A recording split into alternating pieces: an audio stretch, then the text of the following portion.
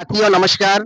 आज मैं अपने गृह क्षेत्र में एक्चुअली अभी मैं गांव में हूँ और गांव में आपको वादा किया था नया-नया चीज़ दिखाएँगे। ये आज की ब्लॉग उसी की एक पार्ट है। साथियों जो लॉकडाउन में हम त्रासदी झेला है, उसी विषय में आज 2 शब्द बोलना चाहता हूँ। एक्चुअली लॉकडाउन में मैं बाहर काम पे था, दिल्ली में, तो अचानक लॉकडाउन लग गया था और मैं वहाँ फँस गया था। साथियों उसके बाद मेरे पास अचानक मार्केट बंद हो गया और कंपनी भी बंद हो गया है और मेरे पास जो है खाने का भी कुछ नहीं था, ना मार्केट बंद था और रोड में निकलो तो पुलिस वाले जो है निकलने नहीं देता था और उस समय इतना समस्या था कि वाक़ई कोरोना काल में एक दहशत था कि रोड में निकलो तो ऐसा महसूस होता था कि शायद कोरोना हमको लग जाए। उस समय मैं मेरे गाँव में संपर्क किया और कांकेर में जो नोडल अफ़सर है जो कलेक्टर ऑफ़िस में संपर्क किया गया है। मेरे बच्चों ने संपर्क किया था कि मेरे पापा दिल्ली में फँसा हुआ है, कृपा करके उनको मदद किया जाए और उनको अपने गाँव में लाया जाए। उस समय नोडल अफ़सर दिल्ली में संपर्क किया और दिल्ली सीएमओ ऑफिस में संपर्क किया था और वहाँ से नोडल अफ़सर मेरे पास फ़ोन किया कि इस मुसीबत के घड़ी में स्कूल में जो है सरकारी स्कूल में उस समय खिचड़ी बना के बाँटा जा रहा था मज़दूरों को। क्योंकि साथी मैं भी एक मज़दूर ही था, क्योंकि मैं छोटा किसान हूँ। अतएव खेती में उतना मुनाफ़ा कमाई नहीं है, तो मैं बाहर काम पे जाता था और मैं दिल्ली में ही काम करता था किसी बड़े फ़ैशन डिज़ाइन के पास। तो उनका भी काम बंद हो गया और मैं भी बैठ गया। तो इस मुसीबत के समय जब संपर्क किया गया, तो वहाँ का नोडल अफ़सर जो है मेरे से संपर्क किया और मेरे से बोला गया है कि आप जाइए स्कूल में खिचड़ी बना हुआ है। लेकिन मैं उस समय मना कर दिया क्योंकि मैं नहीं जाऊँगा क्योंकि स्कूल काफ़ी दूर था। अगर रास्ता में मेरे को कोरोना लग गया, तो मेरे को कौन इलाज करेगा और मैं अपने बाल-बच्चों को देख नहीं पाऊँगा, अतएव मैं नहीं जाऊँगा। अब मेरे को यहाँ या तो सूखा अनाज या मेरे को खाने का व्यवस्था किया जाए, नहीं तो मैं यहीं पे अपने रूम में अनशन में बैठूँगा। साथियों उसके बाद दिल्ली के जो सरकार है आम आदमी पार्टी का, उन्होंने संज्ञान लिया और बाकायदा खिचड़ी बना के मेरे रूम तक पहुँचाया गया है। मैं आज उस उनको तहे दिल से धन्यवाद जानाता हूँ। उसके बाद साथी मेरे काज़ेन मतलब मेरे साले साहब ने भी कुछ पैसा मदद करके भेजा, लेकिन मैं आ नहीं पाया। हम स्टेशन भी गया तो पुलिस का डंडा खाए, पुलिस ने 5 घंटा मेरे को बैठा के रखा, फिर वापस आया कैसे-तैसे। तराशाई में उस तराशाई में जो मज़दूरों ने झेला है लॉकडाउन में, वो पीड़ा वो पीड़ा आज भी मज़दूर ही जानता है। जो बड़े लोग हैं, जो कंपनी वाले हैं, जो पूँजी पैसे वाले हैं, उनको तो फ़र्क नहीं पड़ा। लेकिन मज़दूरों ने झेला है ये सब कुछ। मेरे आज वीडियो बनाने का मतलब ये भी बयाँ करना है। उसके बाद मैं म राजधानी का टिकट मेरे कंपनी के मैनेजर से संपर्क हुआ। उन्होंने मेरे को राजधानी का टिकट एक मेरे को भिजवाया ऑनलाइन और उसके बाद मैं कैसे-तैसे अपना छत्तीसगढ़ राजधानी रायपुर में आया। मेरे साले साहब ने अपना कार भेजा, मेरे को अपने गाँव में भेजा। गाँव में लेके आया और उसके बाद मैं क्वारंटाइन में था।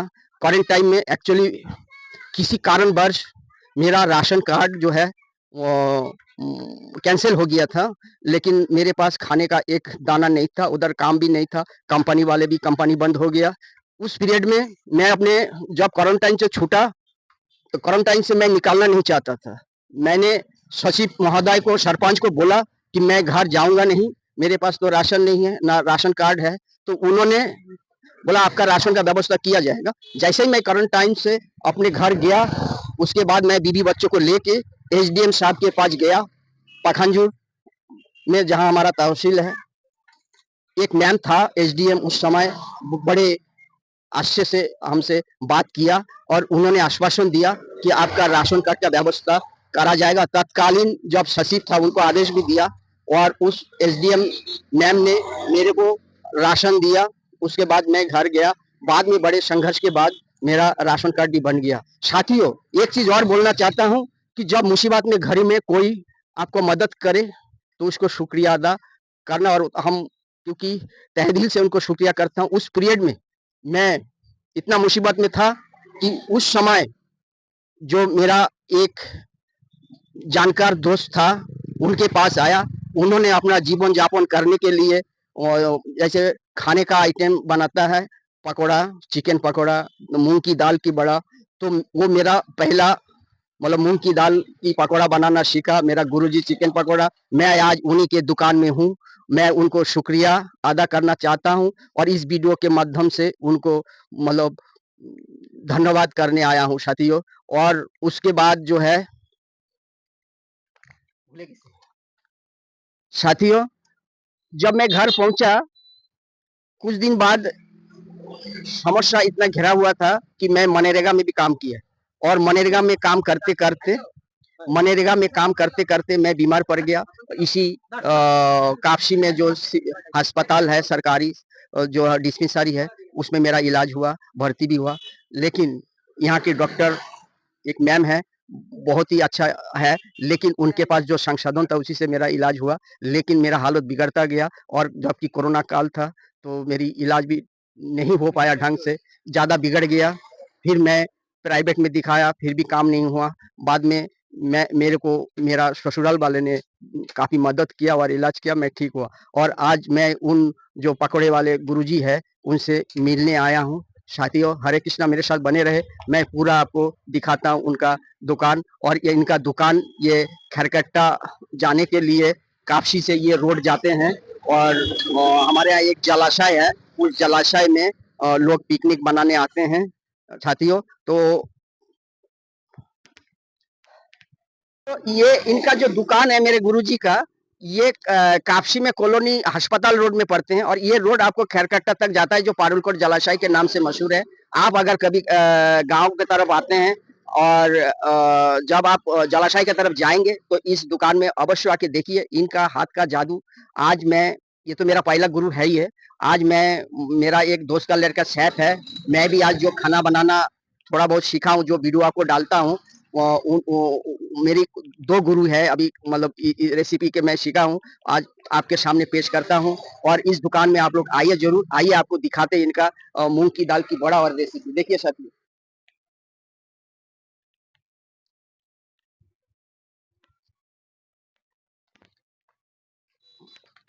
मैं जो मेरा मूंग की दाल की पकौड़ा और जो है चिकन पकौड़ा जो रेसिपी जिनसे मैं सीखा, इनके दुकान में मैं 2 महीना काम किया, उसके बाद मैं अपना दुकान खोला था। आप उनसे 2 साल की बात करते देखिए साथियों।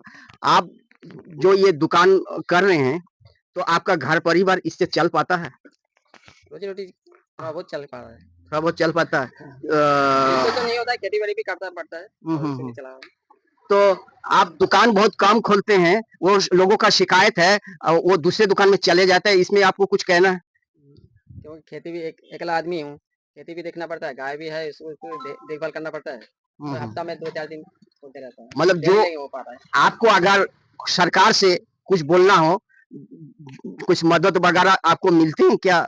नहीं मिलता है, कुछ नहीं मिलता। अगर आपको मिले, कोई ऐसी योजना आए सरकार के द्वारा कि कुछ आपको बेनिफिट दे, जैसे दिल्ली में कोई योजना आया हुआ है जो ठेले वालों को लोन मिलते हैं, ये केंद्रों की मोदी सरकार ने किया है, तो ऐसा कोई योजना यहाँ का आता है तो आपको कैसा लगेगा?